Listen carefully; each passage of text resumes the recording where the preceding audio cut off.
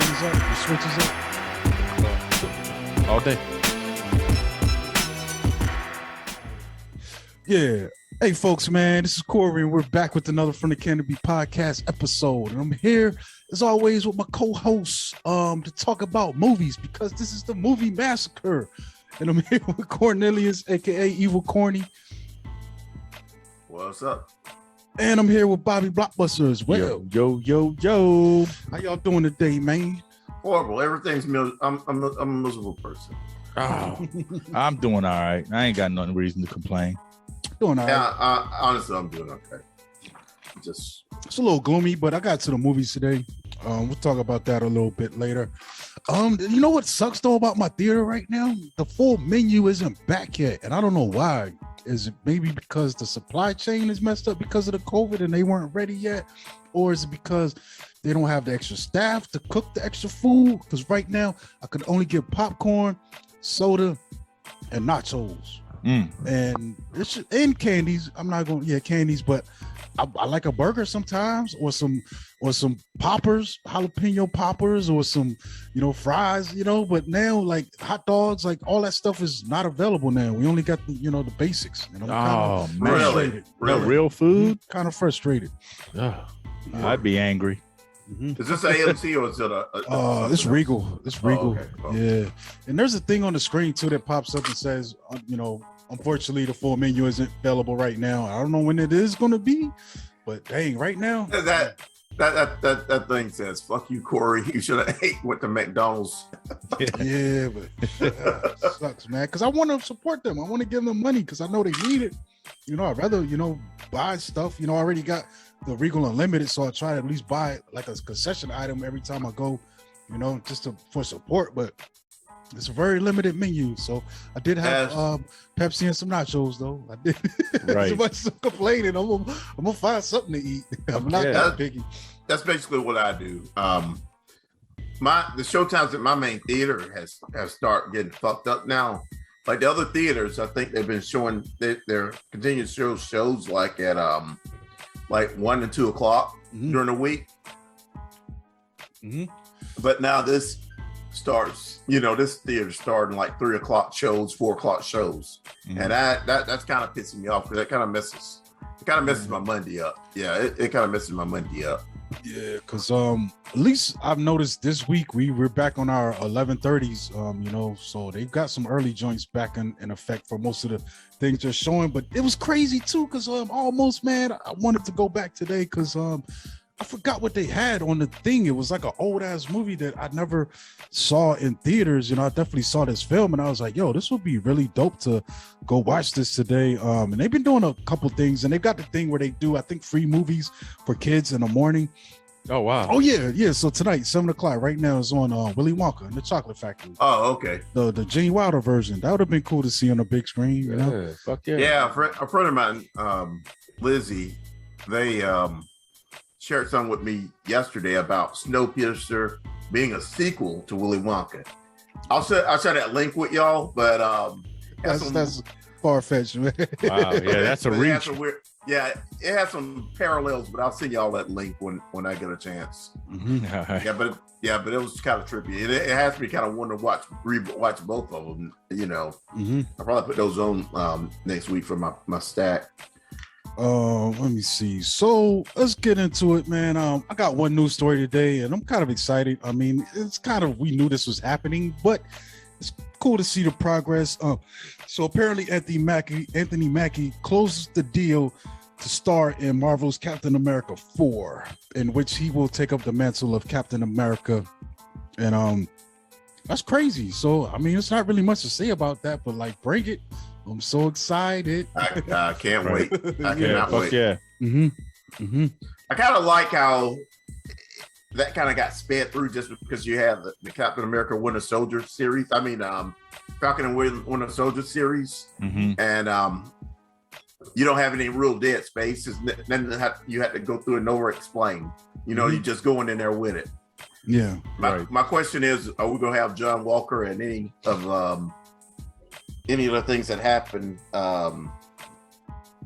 You got to. I feel like you gotta. It will kind of be cool if he has to somehow hit up John Walker for a little help, because that their relationship is really contentious, and it seems like John Walker is going to be kind of part of this dark Avenger force. So it's going to be interesting to see how this plays out. But I also would like to see some more of the historical Captain America still brought into, like what was the guy's name? Was it Elijah? I can't think. Yeah, he's gonna be. Yeah, his son's gonna be like younger. His grandson's gonna probably be in Young Avengers, because I think that was like, was it the Patriot or something like that the kid played? Yeah. Or if we even get a flashback to when him and Bucky had their little squirt, that would be crazy. Like, there's so many ways you could take this. I'm just so excited. Fuck yeah. I'm just really excited about it. But yeah, also what am I thinking of?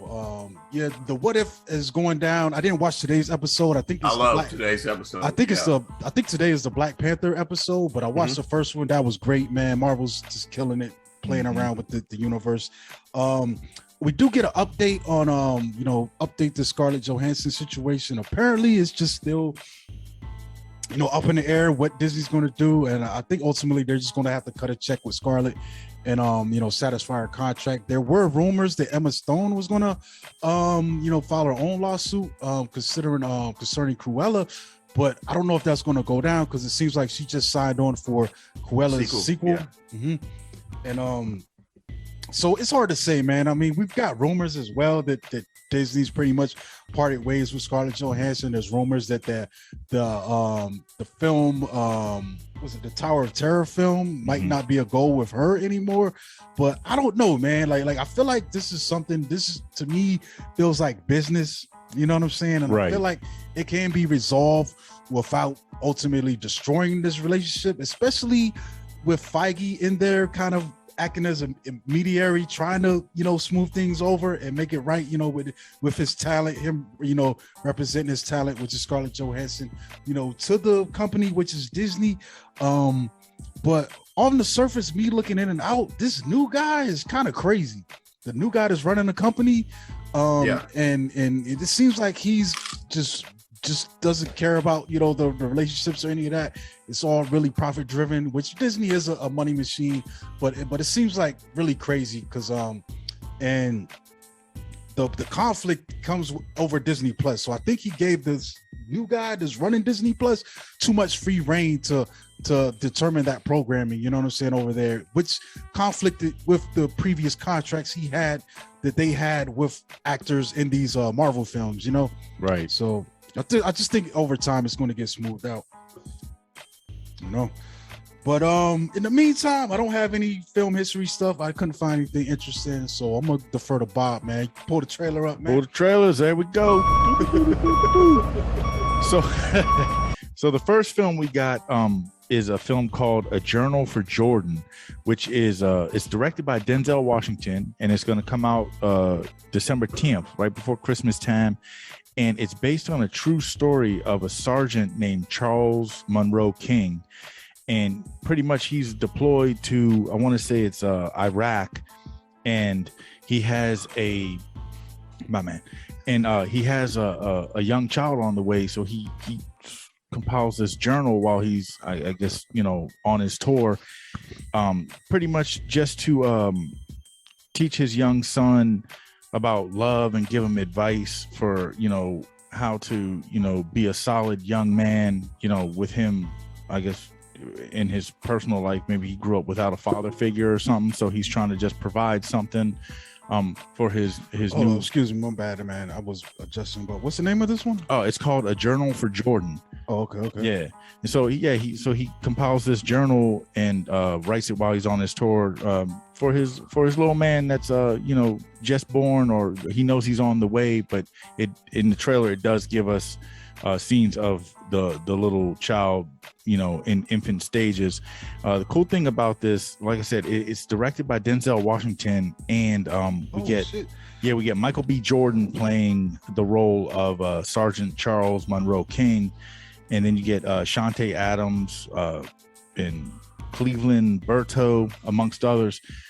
But this one is based on a book that I want to say it's it follows the same name, A Journal of Jordan, and then it's like a memoir of love and life or something like that. I should have wrote the name of the book down, but it is it looks like it's going to be one of those heartfelt films that, you know, we're going to get right before the holidays, you know, or right before Christmas time anyways.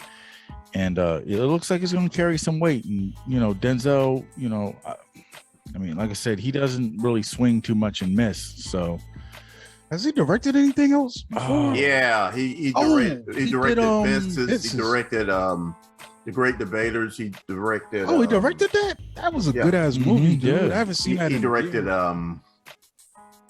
well, it's a guy's name that I can't think of. Roman Israel? No, not Roman Israel. It was it wasn't something he starred in though, was it? He played a part in it. It's about I cannot think of the name of that movie right now, but it's the guy's name, but he was like a Navy guy, and he probably, I don't know if he was like adopted or something. Oh, you're talking about I know what you're talking about. With the dude that played Booby Miles from Friday Night Lights. The guy from Red Tails. I know what you're talking about. Hold on, let me bring that up because I got now I think it was a soldier or something. No, it was the guy's name, and I cannot think of his name. I know what you're talking about. I'm trying to remember the name though. Antoine Fisher. Antoine Fisher. Yeah. There you go. Yeah. I think that might have been the first movie Denzel directed. What happened to that actor though? I ain't seen him in a lot of shit lately. I forgot it. Derek Luke. Yeah. Where the fuck has he been at? He's really good. Yeah. And that was a good ass film. But yeah, man, this one, it looks really heartfelt, man. So, you know, I'm definitely going to check it out, see what's shaking with it. Drops on December 10th. Mm-hmm. The next one we got is, to no surprise, we got another Nicolas Cage film coming out. So we will see how this one goes. This one is actually called Prisoners of Ghostland. Drops on September 17th. And like I said, we get Nick Cage, you get Bill Moseley, Sophia Boutella, who is actually the young lady who we talked about. The Mummy? The Mummy, and she was in that film Settlers that we talked about in the previous show. And this one it's set in a post-apocalyptic era, kind of looks like Mad Max-ish, you know, I guess for all intensive purposes. And I don't know if Nick Cage is some kind of a criminal or something, but I want to say that, you know, he was locked up for something, you know, because he was kind of at the mercy of the character played by Bill Moseley, who is deemed like the governor. And what's the name of this film? It's called Prisoners of Ghostland. And so pretty much this governor, you know, gets Nicolas Cage to he wants to track down his granddaughter went missing. And so he's like, yeah, you look like you're the kind of guy for the job. So I want you to, you know, go find my granddaughter, blah, blah, blah. And what he did is he put Nick Cage in this like suit that has bombs strapped on the neck, on, you know, the arms, even on his balls. Yeah. Like, what the fuck? And then it has like kind of like a countdown watch, like you know, so pretty much Nick Cage got 5 days to find this man's granddaughter, or I guess the suit's going to make him explode. And I'm just bugging out because they emphasize that you can see the two bombs by his balls. You know, it's two. If you blow anything else up, like, and there's one by his neck, like, wouldn't that take him out? There's the ball shit just for the effect, just for the fuck of it, just to make him move a little faster. You know, I mean, give a sense of urgency. Like, I'm already gonna die. Like, you know, you're gonna blow my balls up too. Talk about overkill, right? An overkill. Let's fucking somebody up. You know what I'm saying? And it's not like he's gonna feel it even more because like, he's gonna be dead. Like, you know what I'm saying?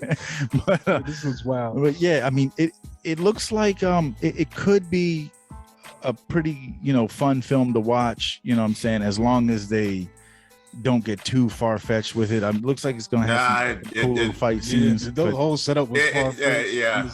It's wild though. Like what about Willy's Wonderland? What's killing me is I'm trying to figure out where does it take place, because it looks like Asia. You know, there's a lot of Asian people around. A lot of that's true. There's samurai stuff, geisha girls, and I'm like, what's going on here? It looks like that. It looks like feudal Japan. Unless this is some crazy land that this guy has, put together for himself to rule over. Yeah, it does, but it like I said, the one thing that stood out to me, it definitely has like that like post-apocalyptic vibe. Like it looks like they're, kind of living in a what is it, like a non-authority effective society kind of thing, where this one guy is calling all the shots and shit. But I mean, it might be cool, Can I read this one quote from the YouTube on the trailer? Oh, by all means. It says, "Thank God Cage couldn't manage his money, or we would never get movies like this."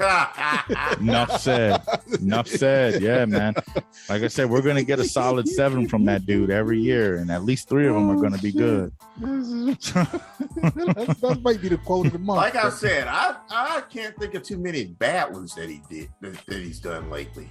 Well, one thing I'll say to his credit is like he's not your Bruce Willis. Even when he's in films that kind of are subpar, he still seems to bring 100. Like he doesn't shortchange any film that he's in. He gives his character enough oomph to be memorable in some form or fashion. But we'll see what it is. Like, to me personally, it kind of reminds me of this film I saw, this old Rutger Hauer film called Deadlock, where they all got locked up and they had to have these collars with bombs attached to them, and pretty much it was a prison setting, and they hook your collar to one other person, and if you try to escape, sound like Battle Royale too. If you try to escape, then your collar will blow, or if you get too far away from your the person whose collar you're attached to, you'll blow up as well. But the kicker is you don't know who you're attached to, and but it was a pretty cool little film, so it kind of brought me back to that. So I'm gonna give it a shot just to see what's what. And the last one, if you give a damn Bruce Willis film a shot, you definitely have to watch this film. Yeah, I mean, I like I said, I'll pretty much give almost anything indie a shot just for the sake of the show. Do they have a release date for this? Yes, actually, it is. I want to say it's September 17th. Okay. Of this year. So, and I would assume that it's going straight to streaming services. I doubt it's going to have a theatrical release. So everyone keep their eyes peeled for that. And the last one that we have is called, IMDb just said that this movie grossed $4,444 worldwide so far. Wow, that's the 2,000 screens. Psych now. Oh man, it might have just got like a weekend run or some shit. Or maybe, maybe they showed it in an area that they weren't big cage. It might be in like a film festival somewhere. Yeah, that was the premiere night. Mm-hmm. Okay. And the last one that I have to bring up is actually the trailer that came up after that one. It's called Last Man Down, and it drops on October 19th of this year. And it's also looks like it's set in some form of a post-apocalyptic setting, and there's some kind of a virus that's going on. I want to say it looks like it's zombie influenced, but we don't really see any zombie creatures, but it gives that feel, being at the point where we've seen so many zombie movies now, when they start talking about the virus and oh my God. So I would assume that it's something you just did. That was my Don't do that again.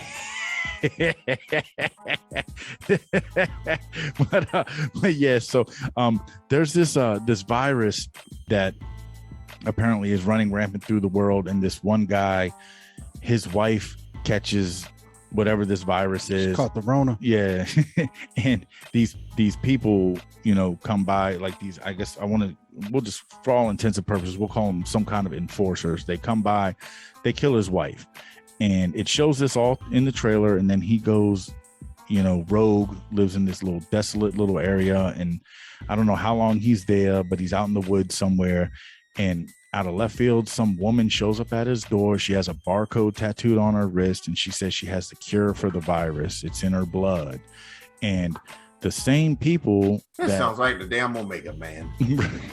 the same people that killed this man's wife are, trying to hunt her down so they can then, I guess, control this virus or whatever, story arc this movie is going to take.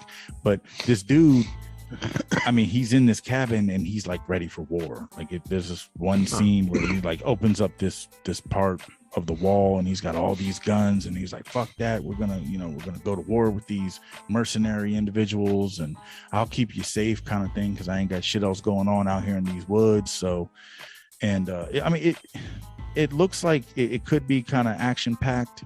I mean, that's all it's got to offer, to be honest. Yeah. I mean, through the whole trailer, there's a lot of guns blazing, a lot of fire, and a lot of fight scenes.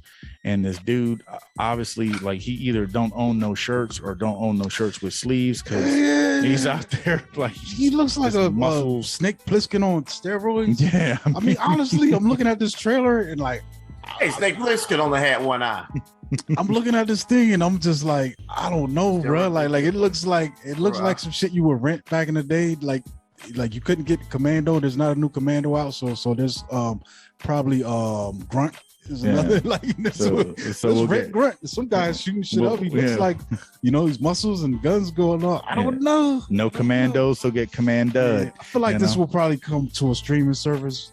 Absolutely. This is also not. I would be very surprised if it the main character's name is John Wood. Yeah. Action movies or are we making porn? I mean, sometimes those two are the same thing. I don't know. I just saw that. John Wood just stuck out there. Yeah, I don't know, bro. So I mean, I had to really reach for these trailers this week. I mean, there wasn't much that we haven't covered, so I wanted to say this with Bob. I mean, hey, it's out there. Are you gonna make a bet with Cory on this one? Nope. Okay. Nope. I wouldn't even take that bet. I don't. I want some sport. And quite frankly, next time I want to receive a 6-pack, not give one. So you're gonna be watching the trailers you watch, sir. I mean, like it's funny because as I'm looking at this trailer, it is a throwback to a bunch of films that I was so eager to watch younger. Like this would have been the new Van Damme movie that I would have seen blindly. Right. Just because it's the new Van Damme movie, but now older, I'm like, I don't know. I've seen this stuff before. Before I made that comment, I made that comment, Cory in the back of his head was like, "It's Miller time." Yeah. I don't know, man. It's hard to find time, man. So I try to use it wisely. Sad thing about this trailer is I've seen this one for the past 3 weeks on my trailer searches, and I neglected to bring it up the past 2 weeks, but it was slim pickings this week, so I figured why not. The thing that makes it to me like it could have been a low budget action gem, but the way Homegirl is holding both of the guns and just shooting from the hip and smiling, I'm like, nah, this ain't that. This is gonna be the main character's name is John Wood. And I got the hiccups right now. See, you keep saying that. Now I'm almost on the edge. Like if this does come out and it's on streaming, I might just put it on just to see, and that's why I do this. I gotta see how bad it is. How bad they're gonna go. There's probably gonna be a couple people in the world that find this entertaining. So that's what this was all about.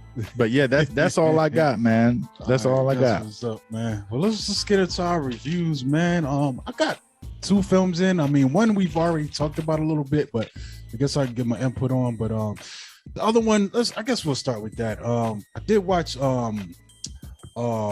Respect today, and I was actually, because I think we have Respect out right now. What's the other one with Ryan Reynolds, Free Guy, and I think Don't Breathe 2. Don't Breathe 2. And out of all of those, honestly, the Respect had the most appeal to me. And actually, I think the original release date for this was supposed to be September, so it's kind of interesting that it's out now. But it stars Jennifer Hudson playing Jennifer Hudson playing Aretha Franklin. And it's it's a biopic, musical biopic.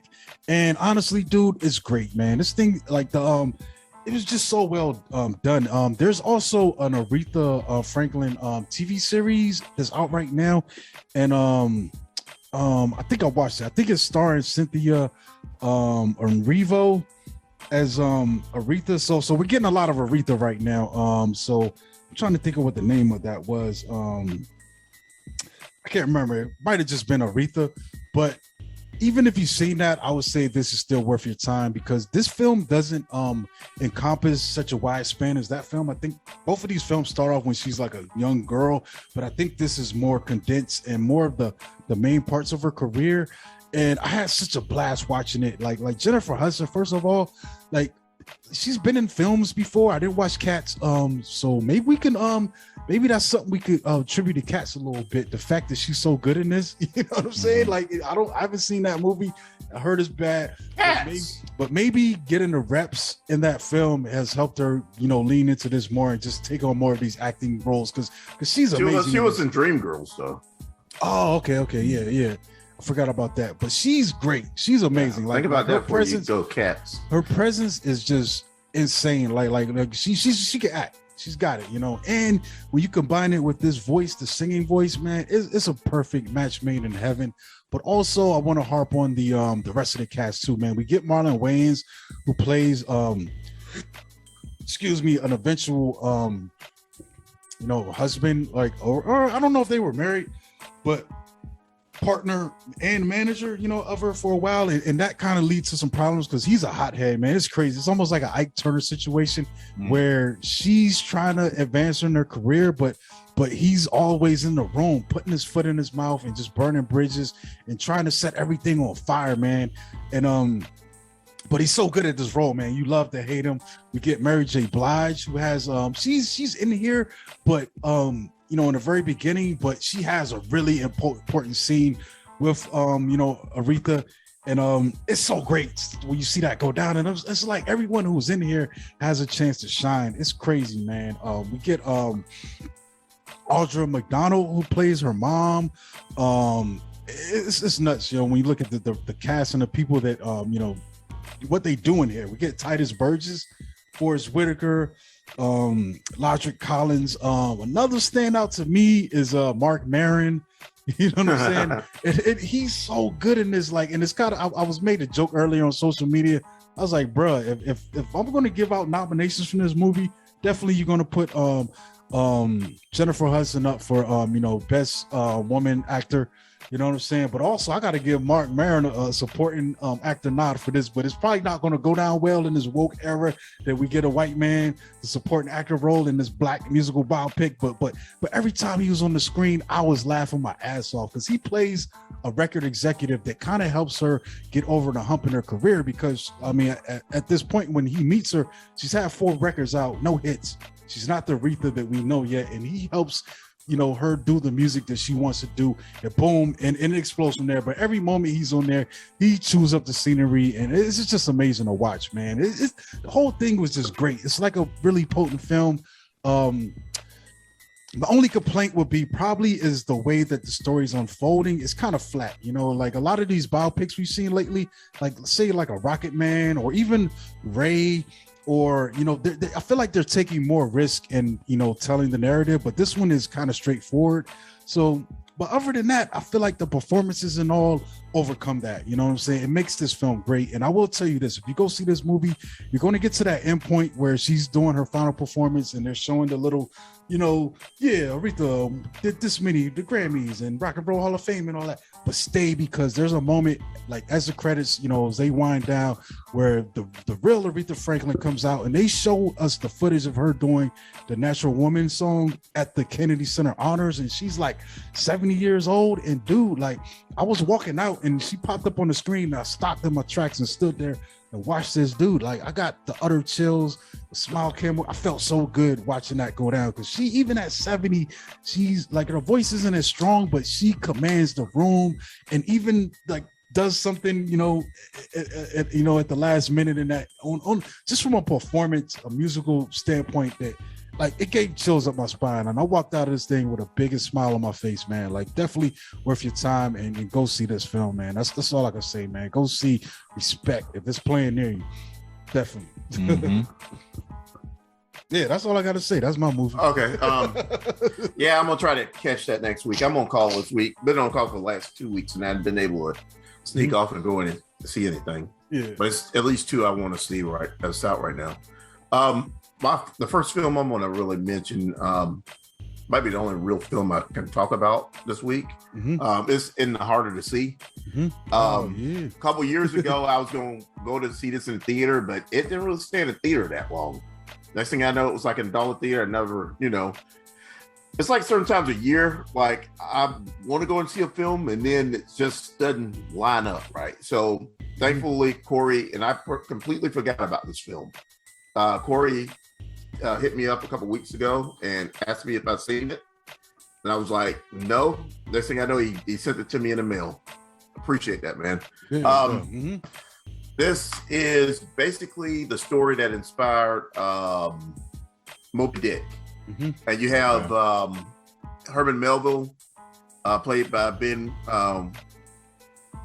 Winshaw, talking to Brendan Gleeson about what they experienced with whale attack.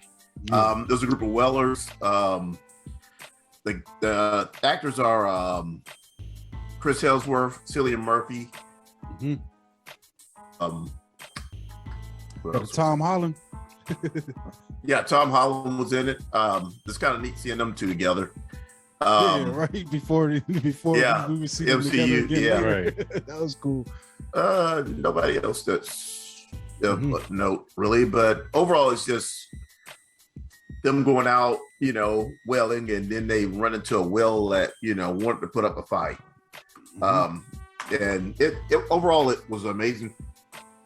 It's directed by Ron Howard. This might be one of the few Ron Howard movies I hadn't seen in theater.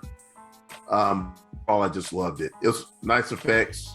Yeah, those whale effects were crazy, man. They were dope moments. But when that whale takes that ship out, it's amazing. I loved every bit of it. And these are I still haven't seen this. I'm gonna have to watch this. I sent the code added to it to the voodoo too.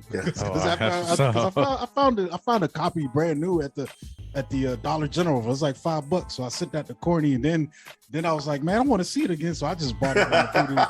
Oh, you didn't even have a copy and sent it to me? Nah, I got a copy now. I mean, I bought it on the voodoo. Yeah, but I really enjoyed it. It's just one of those where, like I said, I kind of overlooked it because I didn't see it in theaters. And it's weird because the Rotten Tomato score, I think it's like 42%, but I don't know, dude. I'm like, am I watching the same film as these critics? And some people say it's derivative, but the thing is, this is the real story that Moby Dick is based on. So it's the story of a ship called the Essex, and that story gets really fucked up. Like if you look at the real account, like there's like cannibalism even. Shit. Yeah. Because the whale took them out, and they're stuck in the. I think they're in the Pacific, in the middle of the Pacific Ocean with no one around them, and like they got to do what they got to do, and it's interesting the way because like I hadn't seen it in so long. Bob, this whale was like fucking Jaws, man. That's what it looked like in the damn trailers, man. Yeah, shit. And I hadn't seen it in so long, and I thought it was interesting rewatching it the other day when I was like, yo, that's crazy. Herman Melville, the author of Moby Dick, goes to visit Gleason's character, who's actually the older version of Tom Holland's character, and really takes in his account of the story and then creates Moby Dick off of that. You know what I'm saying? And, adding Ahab and all that other stuff. So it's really well done, dude. I don't know why it wasn't so well received, and that could be why it wasn't in theaters long, Corny, because if they had a really bad opening weekend, then how they do. Screwed. Yeah, it's kind of screwed. Especially if this was before the COVID too. This was 2015. Oh shit! And like I said, it's like 6 years I hadn't sat down and watched it. And it was so weird because I think I was had listened to podcasts at the time, and they were just kind of like, I guess. And I'm like, what the hell are y'all like? And then when I finally saw it, because I think it showed up first on like maybe Hulu or something like that, and I was like, well, let me watch this, and I was like, yo, this is dope. What are y'all talking about? Like, I don't know what they we're wanting. Maybe it's just a weird time, dude. That shit that it came out, but yeah, I love this. I love this movie, man. It's really good. I'm gonna definitely check that out, man. Yeah, I ain't never seen that. Because we've got a lot of Moby Dick adaptations over the years, but the real story, I don't think has ever been depicted on film. Yeah, this was a little bit more brutal, you know. Right. It just it's a little bit more brutal. Yeah, okay. It's more than just, you don't need no Ahab when this thing is like sometimes the truth is stranger than fiction, you know. Yeah, right. Crazy story, man. Yeah. So all right, so the first one I got, I actually went and I saw Don't Breathe 2, and this one, I knew I was taking a risk. I knew I was taking a risk, and I'm not gonna. Were you taking a risk, Bob? Oh yeah. But so pretty much, in this film, it takes place a couple years after, or a few years after. I don't know exactly. It doesn't really say how many. It takes place of some years after what we got from the first film, the home invasion and all that stuff going on, and now our character, played by the blind man, is living out in a cabin in the woods, and he has this young girl with him that you find out through the film that he, for all intents and purposes, I guess he adopted her. She was in some form of a house fire, and he took her under his wing, and he's, caring for her. Is it like a legal adoption? It's like, who would give a kid to a blind man? That's what I'm saying. So you gotta, really tough. You kind of got watch the movie to get all the ins and outs about that. But he is caring for this young girl, and they're living out in the woods, and he's training her, giving her all the survival tactics, taking care of her, for the most part. And in this area, there's also this group of individuals that are trying to kidnap children and things of that nature. So as the film moves on, these kidnappers show up at his door, and they want to kidnap this girl, and then he does what he does best in blind man fashion. He gets all Die Hard Van Damage, he's fighting everybody and doing everything that that he does, that we're used to seeing from the first film. And the film just kind of progresses that way. And okay, so yeah, I had to take a breath before I go into this. So all right. Hey, I feel like Bob trying to break up with us or something. What it is, okay. Get it out, Bob. It's gonna be okay. We understand. The movie, it wasn't a bad movie for all intents and purposes. It wasn't a bad movie. You got to take it for face value, being as though it's a sequel that really didn't have to be made. Okay, but the acting was good. In the direction, everything that they brought to the table for this film, specifically for this film, if there was no intertwining with anything else, it was good. It was watchable, and I actually want to sit down and watch this one again, and I'll get into that later on. But it carried the darkness in that callousness that the blind man has, in the first film, outside of the fact that they tried to give him a conscience in this one and make him kind of come off as like more relatable, almost like they were gearing us as the audience to want to root for this guy. And and that's the blind man is played by what's his name, Stephen Lang. And for him, his character, he did a great job. Like he brought all the badassery and all that, like that cool shit. He's got that cool like Darth Vader voice going on, and he's good with his combat and everything. And the fact that he's blind and he can just kick ass the way he does, that's cool. But the part that like really fucked with me is because I don't suffer from convenient amnesia, and because I was such a fan of the first film, and because of the character that he played in that first film, I can't root for this dude.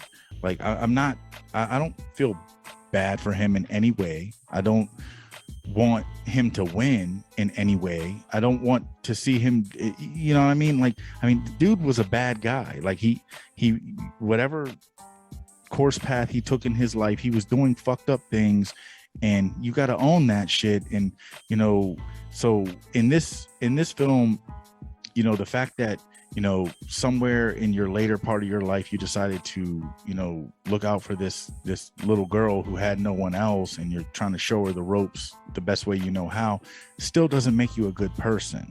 You know what I mean?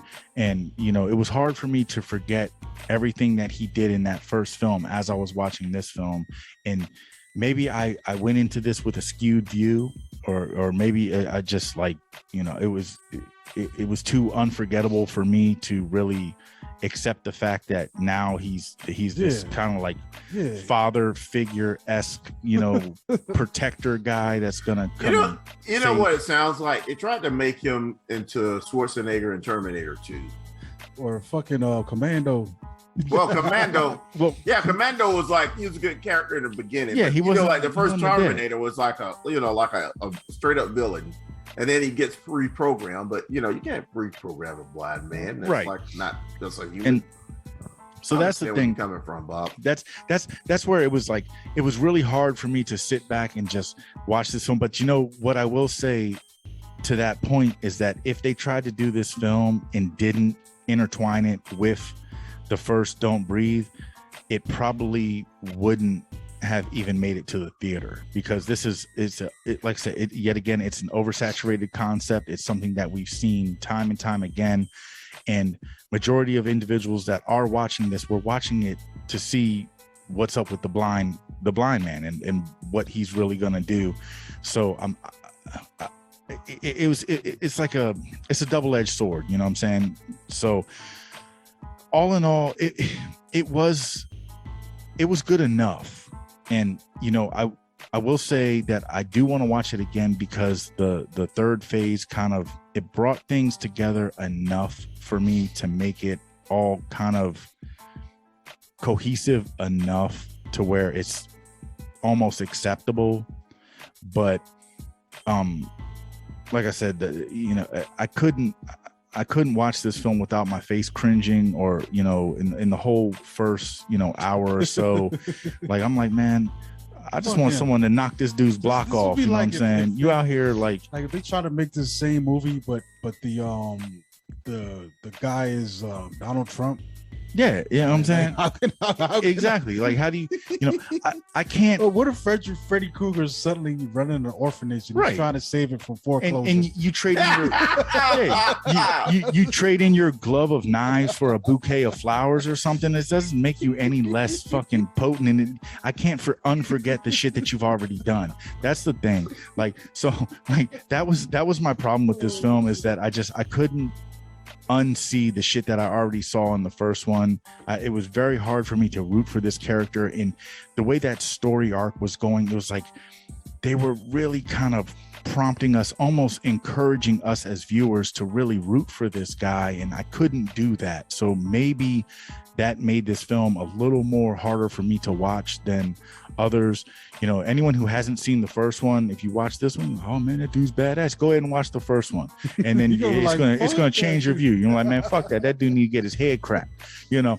But all in all, like I said, I did appreciate the third phase, and it kind of brought things full circle enough to make it make sense to at least have a sequel that in my mind didn't really have to be made.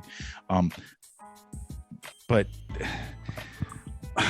all in all, I mean, it's just cool thing is it's only it's an hour and a half long, and so I appreciate the fact that they didn't make it too long.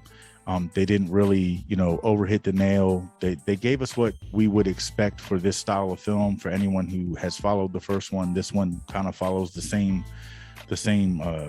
style. And I want to say that it was the writer slash producer of the first one. What's his name? Rodo Seguez. Seguez. Pretty much the writer slash producer is the one who directed this one, so he kind of had a leg up in trying to, you know, keep this the storyline cohesive. You know what it is? They made too much money off that first movie. Yeah. That's what it was. But you know, Like I said, it's gonna give you what you expect to see if you have seen the first one. But all in all, I just, like I said, I understand, Bob. You said it's like 10 times. Yeah. All right. Well, there you go. There you go. If I'm getting to the point where I repeat myself, then yeah, there we go. So, sorry. No, it's all good, bro. But yeah, so I mean, this is one of those, I will put it in the watch at your own risk film. I'm sure there might be other people that have different opinions than mine, but like I said, it was really hard for me to root for this guy as the film went on. Okay. All right. I don't got anything else. I did read the hold up. I did see I did. I watched Pig, yo. Even though Bob kind of covered this on previous episode. I feel like did you watch it too, Corny? I watched it too. Yeah, I feel like it's a good time to just give our thoughts as well. So Pig, Nick Cage, we started the show with him. And he's a truffle guy. He uses Pig to go sniff out truffles and he sells them to restaurants to make a living. And it's kind of weird because he's also seems to be really in that restaurant world, but for some reason he just stepped away from it and just it's crazy because that comes into play later in the film, the connections that he has to this game and the recognition. But for whatever reason, he decided to step away. I forgot, did his wife pass away or some crazy shit? I think his wife passed away. Yeah. And he just got disillusioned with the whole thing and he become a recluse. So in a way, he's still kind of connected due to the fact that he sells these truffles to the restaurant people, but pretty much he's in the woods minding his business. But at one point, he's chilling and, there's like a really rough robbery, kind of a home invasion going on. They break into his house, rough him up a little bit and take his pig. So then he sets out to, retrieve his pig. And I don't know, it's interesting, man. Like I did definitely enjoy this film. I do kind of think some of the critical response is a little bit overhyping it, you know what I'm saying? I think it's a good film, but I'm not putting it in that best of the year category that some people are putting it into. But I really did enjoy this ride, for what it was, because it's like it on the surface it will look like this guy's about to go berserk to get his pig back, Super Saiyan and shit. But it doesn't quite play out like that. Mm-hmm. Like it's a different kind of film than what the trailer set me up. See, one of the things about this film, and I'm just thinking about it, I really loved everything about it, but I just hope Nick Cage hadn't screwed himself up. Mm-hmm. Like, this might be an Oscar nomination, but it might not win just because he's in like Prisoner of Ghostland. He's been in Willy Wonka Wonderland, and he was in I guess A Color Out of Space was a different type of film, but all those were good performances. Mm-hmm. But I think this might be able to get him an Oscar nomination. I just hope that some of the work that he's been doing in other places doesn't screw him over, even if he gets a nomination. I mean, possibly. I put it like this: like, if you remember years ago, Eddie Murphy had the nomination for Dreamgirls, but then he had Norbit the same week, and that were coming out, and that might have screwed him up on getting that nomination. But overall, I love Nick Cage in this film. I love the film. I just think it was really cool, the approach that it took. All in all, I definitely like that. Just the approach as a whole. Like, I mean, like you said, what we get from the trailer, and to anyone who's going into this film blind, we think we have it all figured out by watching the trailer, and as the film progresses, we see that it's a little more layered than we would expect, and that's what I really appreciated about the film. And Nick Cage has this certain demeanor about him that it's not that he's relatable, but we can you can kind of relatable, almost empathize with you empathize, sympathize with his pain, like what he's really going through as a man who's just trying to deal with loss on many levels. You know what I mean? And I think they did a really good job at projecting that. Like I said, there's some cool stuff going on. I'm not saying like I definitely recommend people go check this film out. But what got me about it is it's more than about the pig itself, you know what I'm saying? Ultimately, and that's what it comes down to me.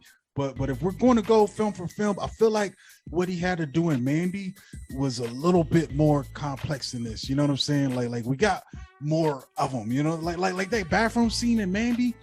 It was still crazy to me. You know, there's a scene in this film that's almost like that, but it doesn't quite get to that, and I think that film plays out a little different just with the way they filmed it, you know. Mandy, but that's two things. Are two different types.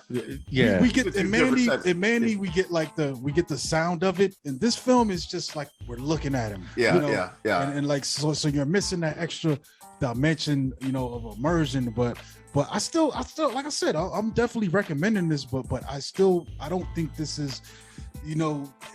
Like it's not a perfect film, but it's a real good performance. Yeah, it's a nice diversion, but it's not like it's not this super critical. Like I don't think it's going to get him the Oscar. And I think he might get nominated on this. Mm-hmm. To your point, let's think about everything that's been released so far. Yeah.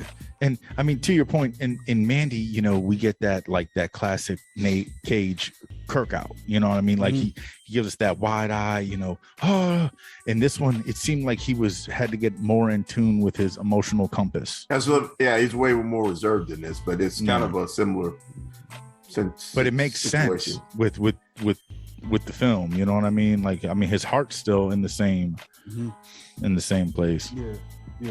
Yeah, I mean, it's good, dude. Like I said, man, but it's also like it's hard to talk about it without explaining, like, you know what I'm saying? But it's definitely something I think you should experience, man. You know, like I bought it blind, yo. I just bought it because people were loving it so much, and I think it was like $14.99 on Vudu. So it's something that I own, you know, and I'll definitely revisit it. You know what I'm saying? But yeah, I don't know. like I can't say nothing really bad about it. You know what I'm saying? I definitely enjoyed it for what it was. But just go in with no expectations, man. What it was, what it is, what it will be. Mm-hmm. But yeah, that's it. Anything else you want to mention on that? Because I'm all out of film. Yeah, I'm good. Bob, you're next. Everything I saw, it wasn't really worth like mentioning. I didn't rewatch The Photograph, and I really love that film. Okay. Yeah, I got two recent films. The first one is a film called Naked Singularity, and it stars John Boyega. You get Olivia Cook, Bill Skarsgård. I mean, that's pretty much what pulled me to this film is the poster art. It has Boyega holding a fucking like samurai sword, and I don't know what it is about this dude and toting swords, whether it's a sword or a lightsaber or something, but you know, I didn't even know this was coming out, dude. Yeah, I think he's a ninja in his free time or something, because he loves that sword work. But pretty much he's playing the character of this young New York City public defender, and he's kind of like fed up with the way things are going as far as with the system. Like, you know, he has a clean track record as far as wins and losses, you know, in the lawyer sense. And he's fighting for the people that, you know, are not given the opportunity to, you know, pay the top dollar for the lawyers that will fight for them for, you know, big money, you know what I mean? And he takes his job serious. His character is really fucking cool. I mean, he gets smart with the judge. I mean, he don't take no shit, but you can really get that sense of disdain from him, that he's really just kind of just fed up with everything in his profession and the way that, you know, people are being treated. Not only himself feeling like he's at the low end of the totem in his profession, but the people that he is defending feeling like they're walking into these situations already presumed guilty before given a chance. And as the film goes on, he catches wind by one of his clients that there is this situation going on involving, you know, pretty much a multi-million-dollar, you know, drug situation. and his counterpart, or his I guess it's his co-worker, that's played by Bill Skarsgård, so a lawyer that's a little more established in the profession, but you can tell that they're friends, and they must have had some kind of a backlog together, came up, maybe went to the same school or something, but you can tell that they folks.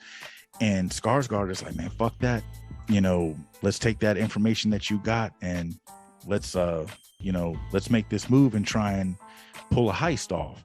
So it goes from a courtroom drama to a quasi heist film, and I thought it was very entertaining. A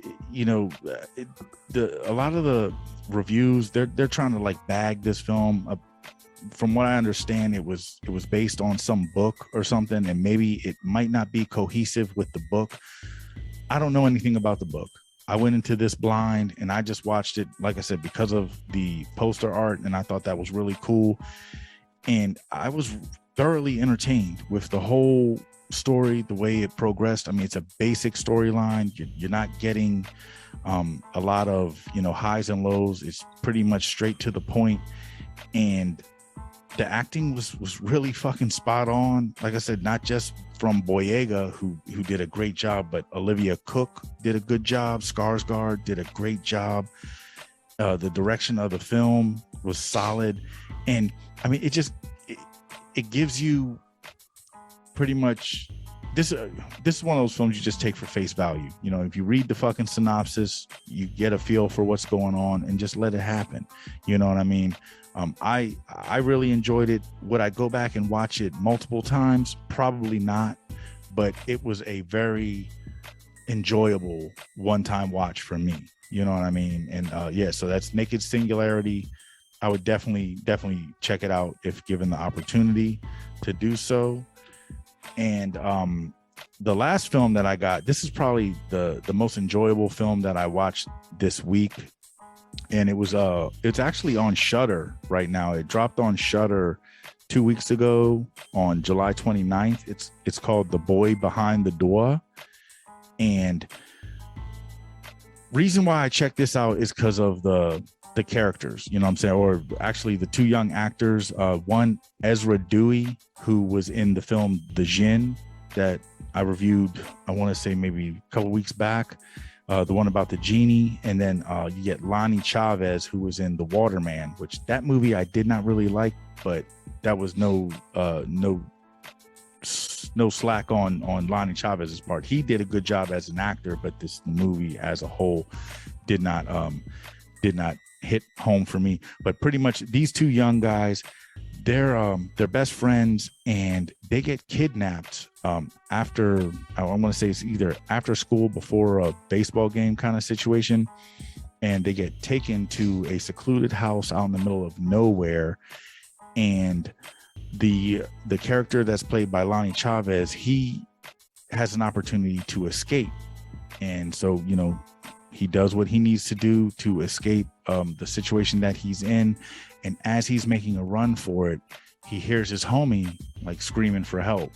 And so he decides to go back and help his homie. You know what I mean?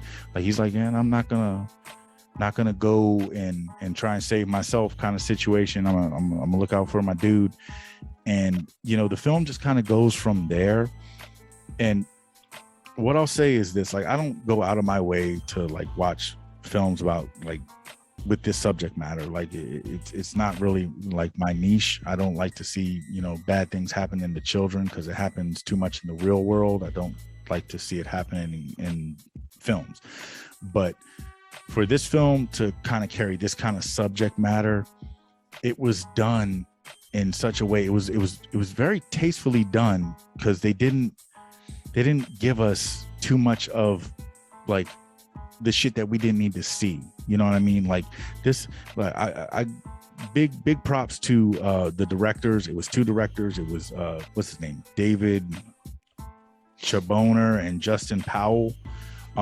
This duo, they must have had a vision, shared vision, because they understood the fact that insinuation carries just as heavy as the visionaries. So we don't need to see all of the kind of things that could potentially happen in this kind of situation. But it was enough that they were kidnapped. It was enough that they were kidnapped. So we don't really need to go into the nitty gritty, like, you know, of the things that are going on. And you get a good idea of what's happening as the film is going on. This is one of those films where it starts fast, it ends fast. I mean, it hits the ground running. It gives you an hour and a half of just straight, you know, pedal to the floor. They don't waste no time. There's with anything, you know what I mean? It's pulse pounding. It was like one of those edge of your seat, you know, like the whole time I was watching it, I was sitting on the edge of my couch. You know what I'm saying? Like it was acted so well, and it was just so, you know, just so intense, the whole fucking movie. And then they still threw your twists and turns in there. And I mean, these two young actors in Ezra Dewey and Lonnie Chavez, I mean, they carried this film. They put this shit on their back and ran a mile with it. Like it was so entertaining and so good because of how it was done in such a way that, you know, the focal point is not on the kidnapping and the things that are happening. It was more on the escape. You know what I mean? Like, and that's the way the film was advertised, and that's what I wanted to see, and that's what they gave us. And it was really, really, really, really good, entertaining film. Would I go back and watch it again? Not if I'm flying solo. Like, this is one where, like, if I had somebody come to the house or something like that, and like, yo, you know, have you seen this? Cool, we'll sit and watch it, kind of thing. Like, this is one that I would, with a smile on my face, say, man, you want to see a film, a good movie that's recent? I'd throw it on. But I feel like one viewing is enough, but that is not in any way, shape, or form a knock on this film in any kind of a bad way. I think that, you know, it swung for the fences and it hit its mark. You know what I mean? It was a very, very, very entertaining film. And, you know, for it to be, I wouldn't classify it as a horror, even though the events are horrifying. For like a thriller / horror film, it did what it needed to do, man. It was very effective. And I appreciated everything that I saw from it. And it, you know, when it comes full circle, it's gratifying. You know what I mean? At the end, you know what I'm saying? I didn't walk away from this film feeling any kind of, you know, any kind of like distastefulness whatsoever. So that, you know, like I said, shout to the directors and everything and the actors for being able to make this film exactly what it was and give us, you know, just a good movie with a fucked up subject matter, but still making it very, very entertaining as a viewer. All right, that's what's up, man. Anything else, folks? No, I noticed this was on Shudder, but there's a couple times I tried to start it a little before I went to sleep and just went out. How far did you get into it? Oh, they were in the house, and one of the kids was out. It was one of those. I might have been drinking a little bit before I went to sleep, so it was a little bit more dreamlike. And you probably gotta put that on in the morning, man. Yeah, that's a film called.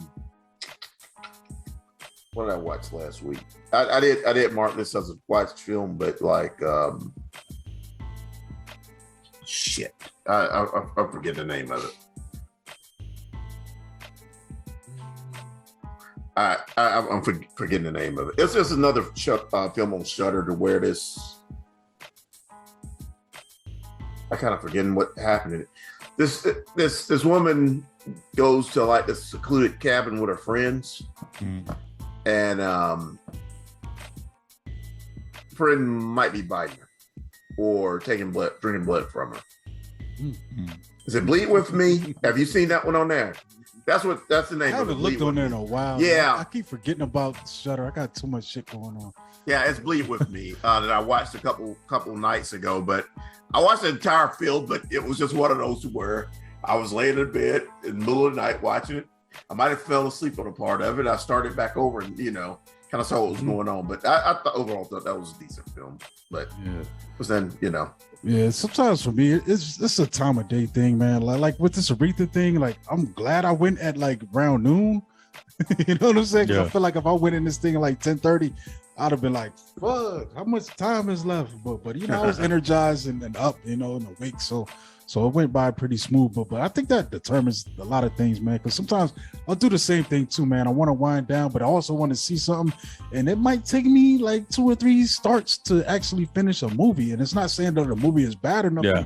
It's just that, you know, the timing and how I'm in my state of mind and my mood. I was about to say, for me, it's not as much timing, it's more mindset. Like like if you catch me at the wrong time, I'll watch a comedy film and won't crack a smile, you know what I mean? But then I'll watch it, you know, in a different situation and think it's the funniest fucking thing in the world. So all right, yeah, that's crazy, dude.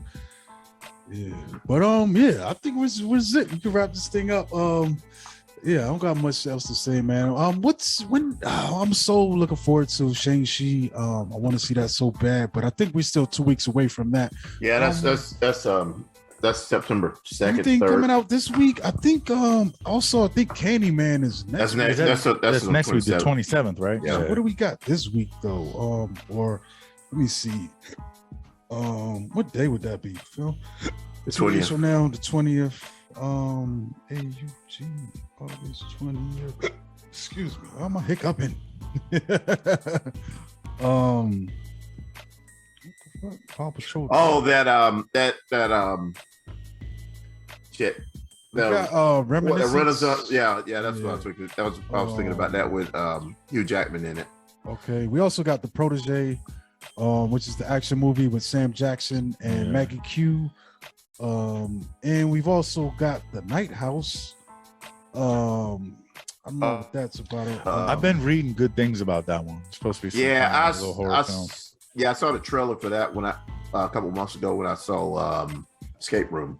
There's a lot of films on here. Some of this stuff's probably going straight to digital, but this will probably claim the box office. You want to bet a 6-pack on it that weekend?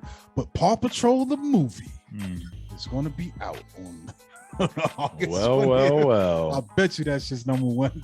Are you going to see Paw Patrol, Cory? I haven't seen any Paw Patrol. I'm just aware of the character just from my friends who have kids. I don't know why, but they got kids. But you don't know why they got kids. What's wrong with you, man? Why would you do that to yourself willingly?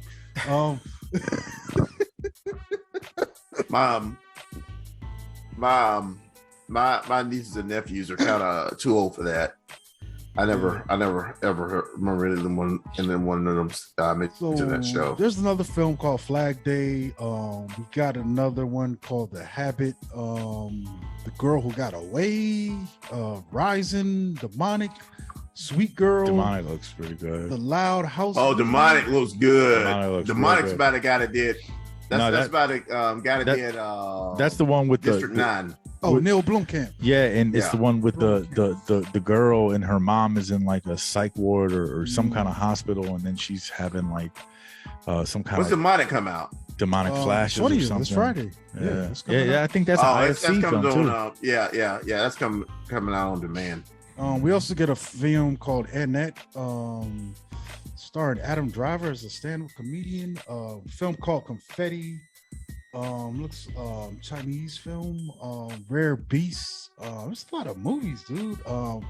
Last Man Standing, which seems to be a Suge Knight documentary. Crypto Zoo. I need to keep track of this movie insider site because they're giving me all this out and coming stuff. But a lot of this, like I said, it's probably going to be limited release or streaming or digital. Yeah. Because none of this really. Except for Demonic. I think Demonic is going to get a wide release. That's probably the biggest film. I think that's going to be... And Paw Patrol and Protege. So all those three will probably be the biggest ones next weekend. I think Demonic's streaming though. Yeah.